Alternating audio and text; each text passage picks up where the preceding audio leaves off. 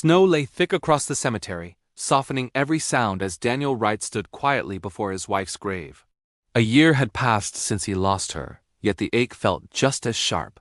He came here often not to speak, but to breathe without pretending he was okay.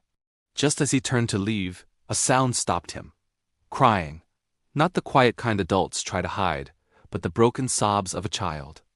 Near the stone path, a little girl in a faded yellow coat knelt in front of a small, new grave. Her gloves were too thin for the cold, her hands trembling as she pressed her forehead to the stone. Daniel approached slowly. The girl looked up, her cheeks red from tears and winter air. "That's my mom," she whispered. Her name was Emma. She came every day after school, she said, because she didn't want her mother to feel forgotten. Since her mom passed, Emma had been living in a roadside motel, helping clean rooms in exchange for food and a place to sleep. There was no father, no relatives, just her. Daniel felt something tighten in his chest. He knew this loneliness. He had lived inside it since his wife died, but Emma was facing it far too young. He offered her a warm drink at a nearby diner. Nothing more. No promises. Just kindness. As they sat together, small details surfaced. Emma mentioned a tiny scar her mother had on her wrist. The way she laughed when she was nervous. The dreams she once had but never spoke about.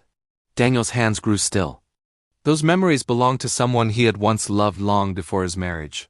A woman he had left behind while chasing success, believing there would always be time to return. When Emma pulled an old photograph from her coat pocket, Daniel's breath caught. It showed a younger version of himself smiling beside Emma's mother. The truth settled quietly between them, heavier than words. Daniel didn't rush it. He didn't explain everything at once. He only said one thing that mattered. "You don't have to be alone anymore." That night, Emma went somewhere warm not just from the cold, but from the world. And Daniel, standing at the edge of his past and future, realized that love sometimes returns when you least expect it. Not to take something away, but to give you a second chance,